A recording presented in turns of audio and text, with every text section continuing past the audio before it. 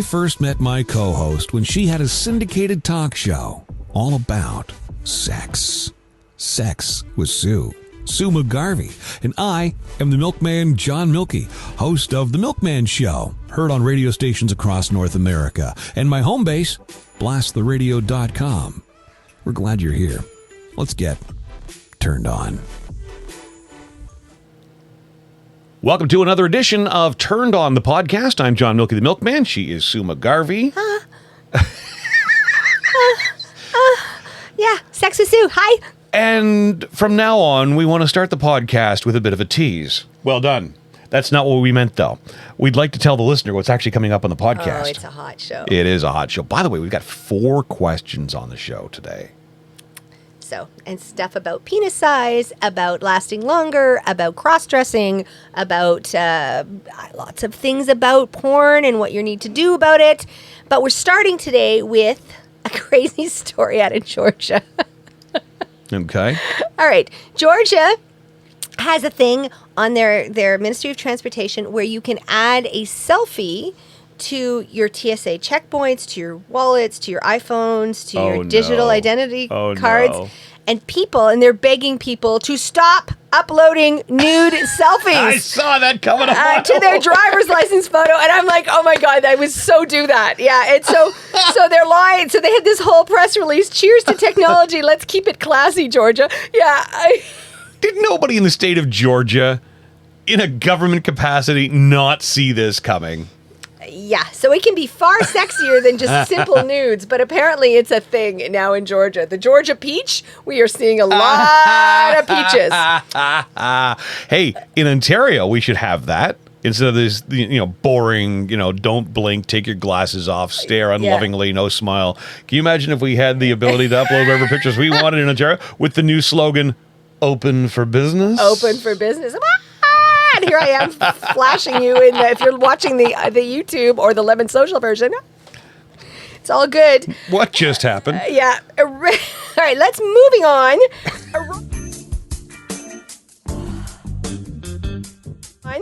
Erotic fiction can improve your sex life. Apparently, doing things like reading erotic fiction can activate your brain, and you can write scenarios that are more comfortable than the in-your-face porn. We're going to be talking a lot about porn today, but this one... Gosh, okay. Okay, and different kinds of, and your favorite porn star? Your favorite porn star, who is? We're going to mention her later. My favorite, it's hard to pick just one. My favorite porn star right now is, put me on the spot. Not Nikki Cox. Well, Nikki Cox is who we're going to talk about. She was on Boy Meets World. This is embarrassing. Oh my God. All right. Well, you'll get back to us on that. But more comfortable focusing, self-expected. Maitland Ward is my favorite. Yes. Right. I'm going to be crucified now. I could see her. I was busy seeing her. All right. There you go. And seeing her being open for business. Yeah. Well, you talked about using your imagination. I was using my imagination. Okay. Well, erotic fiction can help self-acceptance, allows the reader to less shame. It promotes imagination, which is a whole theme for today's show, promoting creativity and imagination. And I want you to come, and I'm inviting you, and it's going to be a link on our new turnedonpodcast.com website to join the Pervy Book Club, which I'm going to give you free books. It's hilarious. Our next one is June 11th. We do it once a month, gives you time to read, and then chat with people all over North America, and hopefully there'll be people from different parts of the world on Zoom to come. It's by Zoom, and just come, and it's free.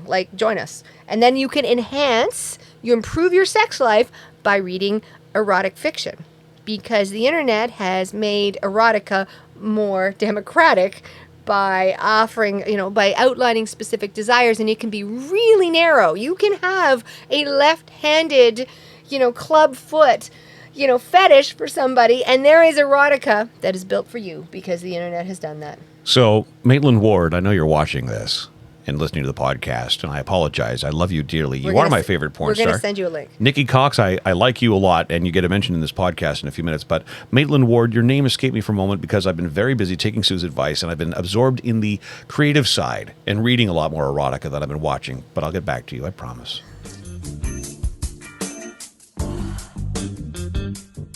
Hey, as Sue mentioned, we got a ton of questions, and that's awesome because that's what this podcast is here for. It's not just the two of us enjoying each other's company, which we do, of course.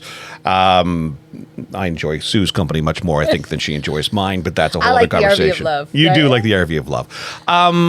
But we're here to entertain, yes, but of course to answer questions. And we got 4 questions this week, so turnedonpodcast.com. The question link is there. Sue, let's begin. You've got 3 questions. I got one that came to me, so let's begin with one of yours. All right.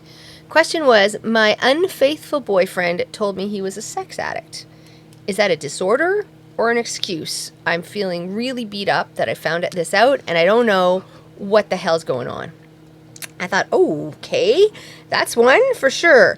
And, you know, I talk a lot about transparency. I talk about open relationships. I talk about swinging. We talk about polyamory. We talk about, you know, ethical non-monogamy. This is not ethical non-monogamy, right? If you are saying, my sex drive is so much higher, or I think about sex all the time, or you talk to your partner.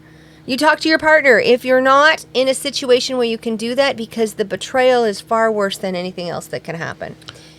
And the insecurities, the vulnerabilities, the seeking sex elsewhere, they're saying, well, there's so much shame around it, but it's really the double life. And, you know, for a lot of people, they can say, you know, I did this article, and actually I should post it on our website. Because we can. I did an article, I don't know, back when Tiger Woods said he was cheating on his wife and called himself a sex addict. And the Citizen asked me if I would do an article whether Tiger Woods was a sex addict. I thought I did a great job of it, but it was talking about how, and basically my hypothesis was Tiger Woods is not a sex addict, and here's why.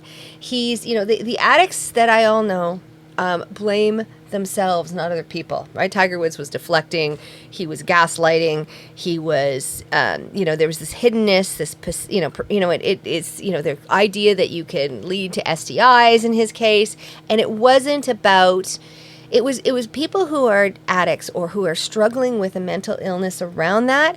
They can't keep all the balls in the air, right? He's, at this point, was winning the Masters, and he's, you know, on it, plus parenting. So I'm like, no.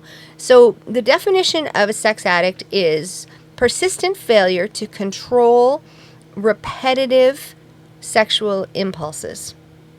And, you know, if that's the case, and you know, the best stuff is group therapy. Not necessarily Sex Addicts Anonymous. I find they tend to be filled with pedophiles and really extreme. Just been my experience as a therapist. But there's some great group therapy around managing those urges. The seeking of other partners and the hiding it from your existing partner, would that not be a repetitive behavior in and of itself, though?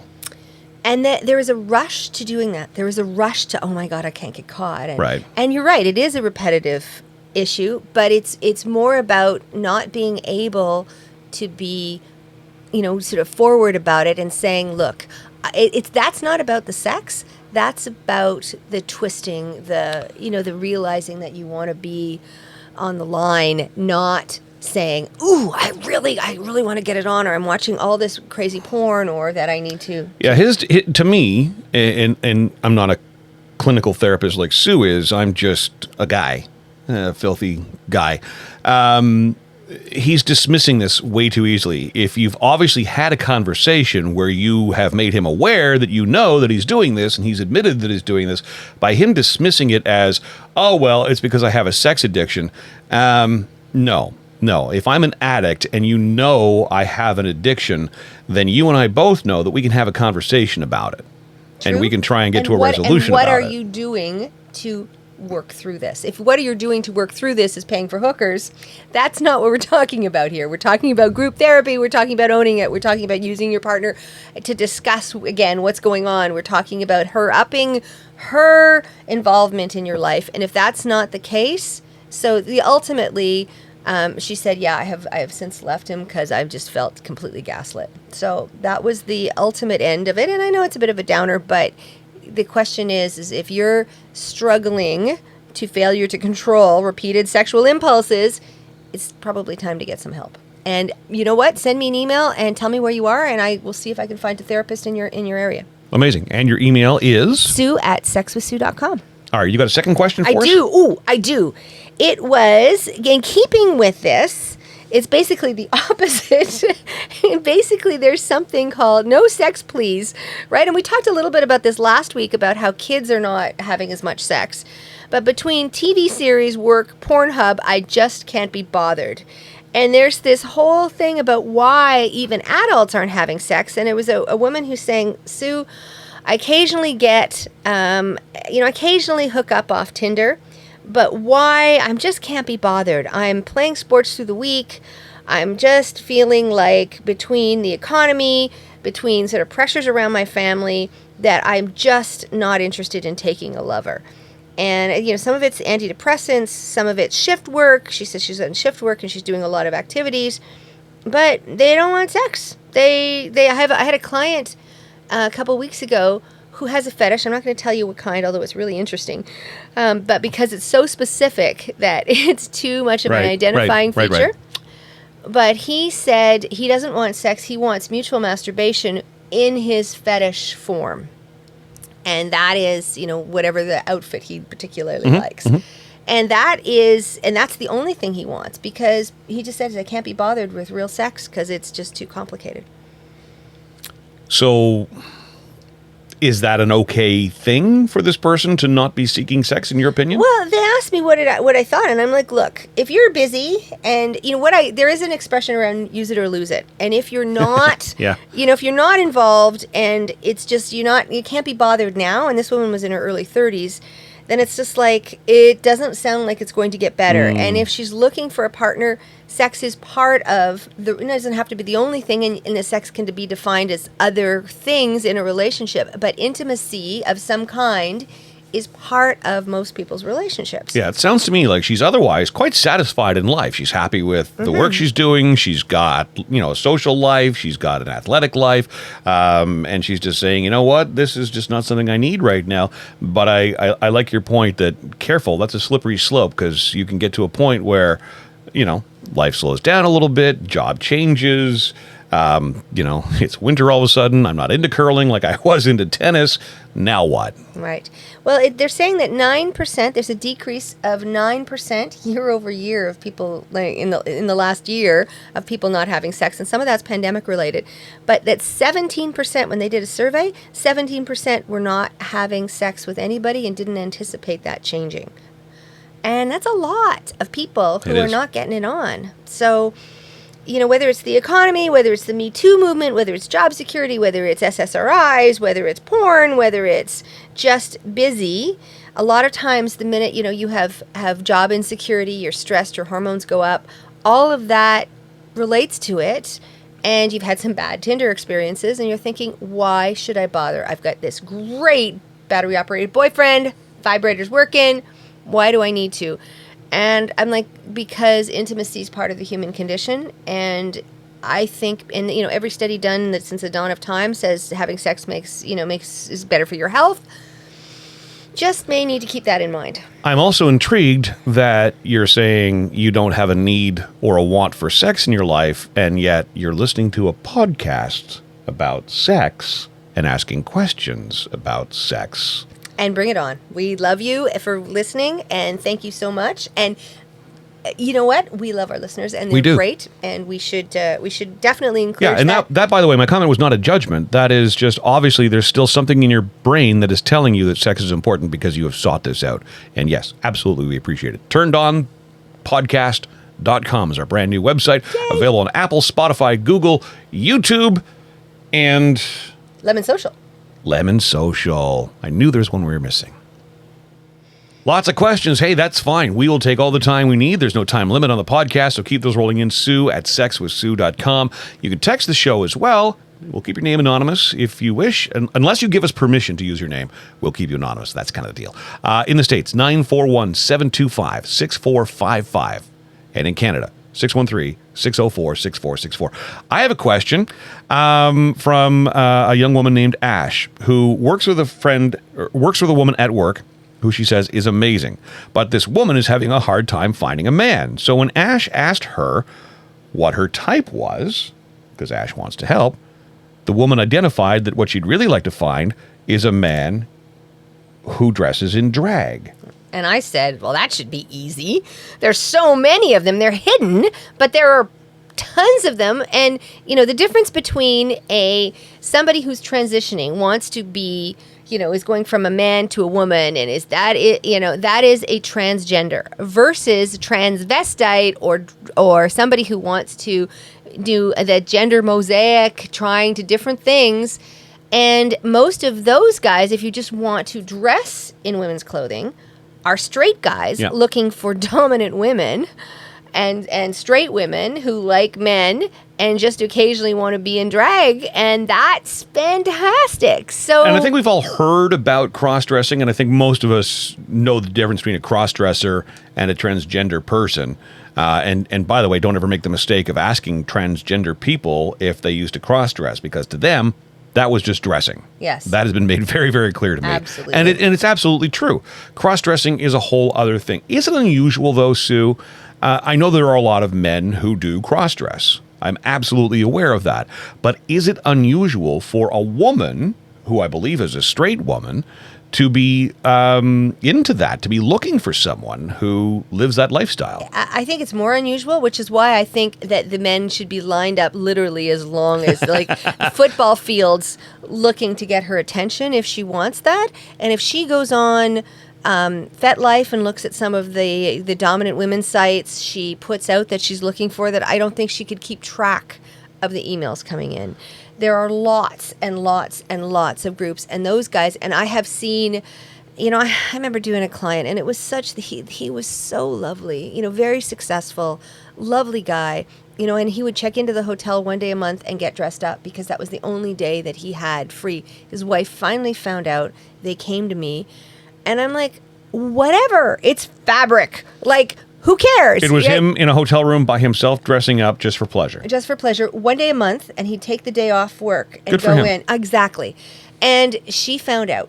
She hit the roof. Oh. And their marriage didn't make it because she was so upset about what he was wearing. And I'm trying to go, it's your partner. When he needs to be appropriate, he's appropriate. And he has this thing which has not affected you at all, and you're thinking about divorcing him because you can't handle his feminized state. I want to take the listener, the viewer, back to your childhood, right? And no matter what kind of upbringing you have, I'm sure you played dress up. And let's be honest, we all played with the other gender's clothing, right? My friend Christine, she dressed up in men's shirts and ties. I remember dressing up in go-go boots and a sundress. That's just kids playing. That's just experimenting. And yeah, at some point, people become drawn to... It becomes fetishized, right? Sure. If between the ages of 8 and 12 and you're folding fabric, and fabric for whatever reason has an imprinting feel on your head, whether it's velvet or corsets or whatever, and it clicks. And it's what turns you on, and you can't erase it. And so if one night a week or 5 nights a week or whatever your partner wants to do it, what is going on here is this masculinized alpha version of what women think.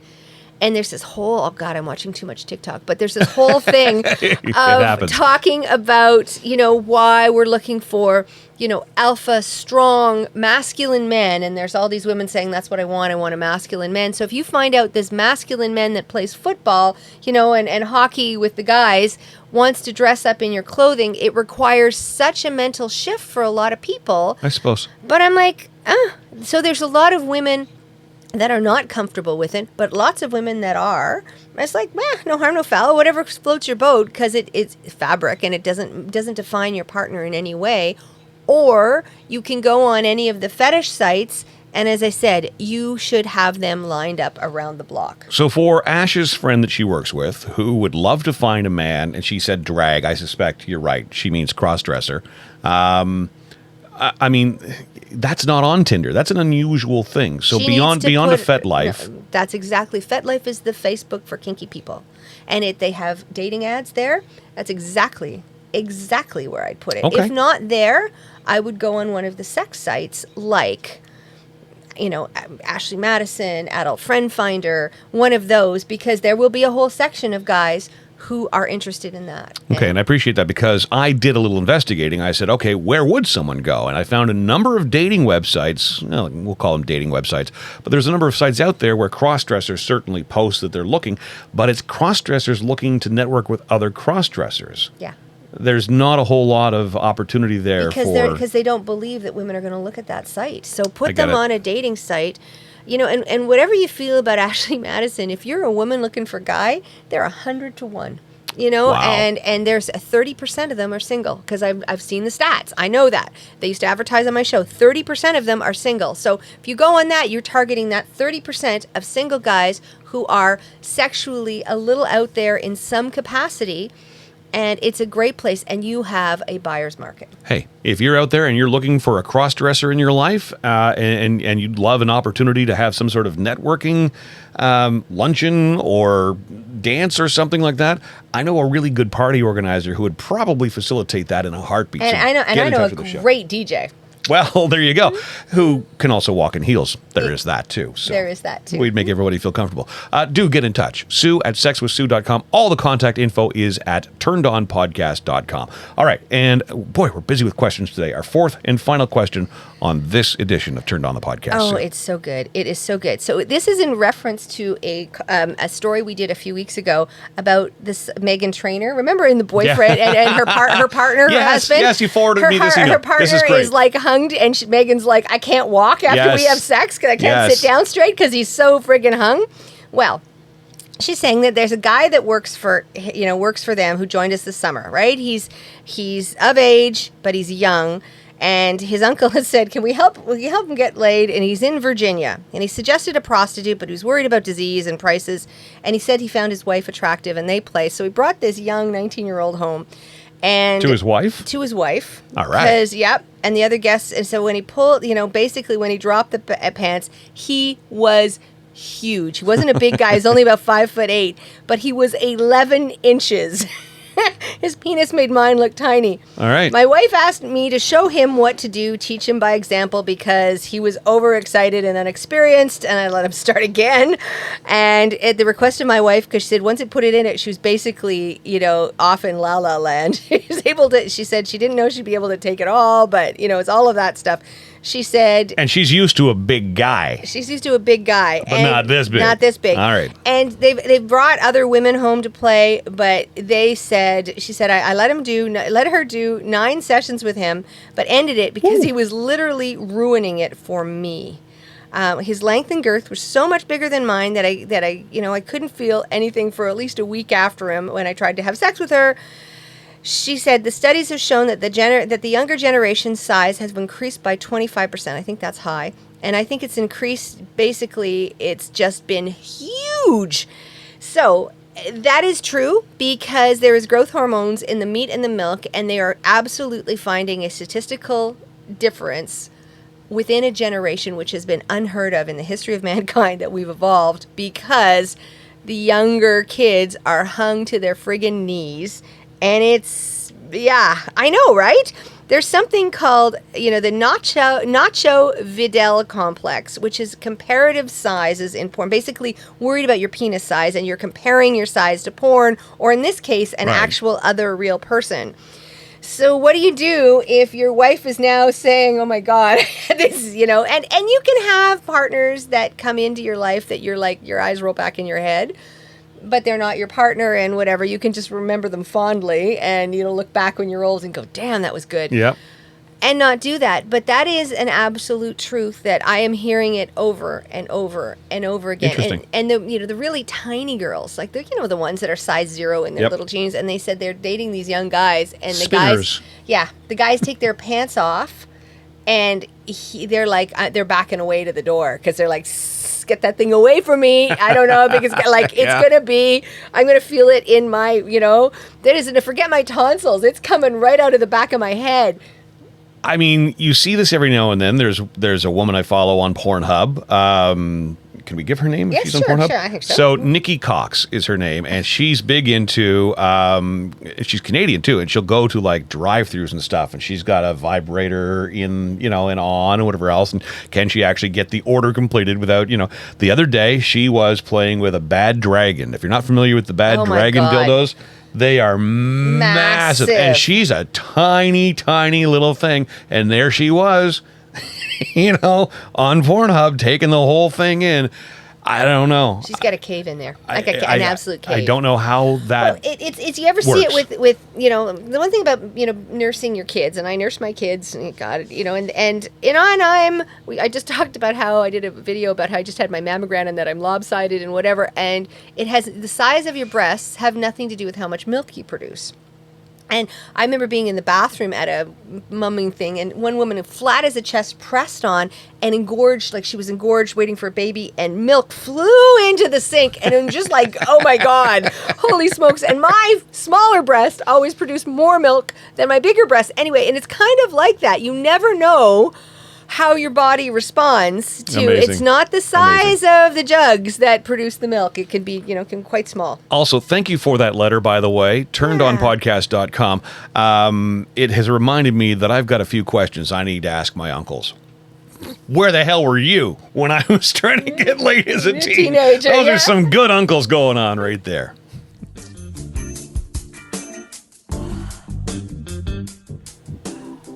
Hey, if you'd like to sponsor the podcast, we'd love to hear from you, especially now that we've got the website, so we can add you to our YouTube, to the audio portion of our podcast, to the website as well.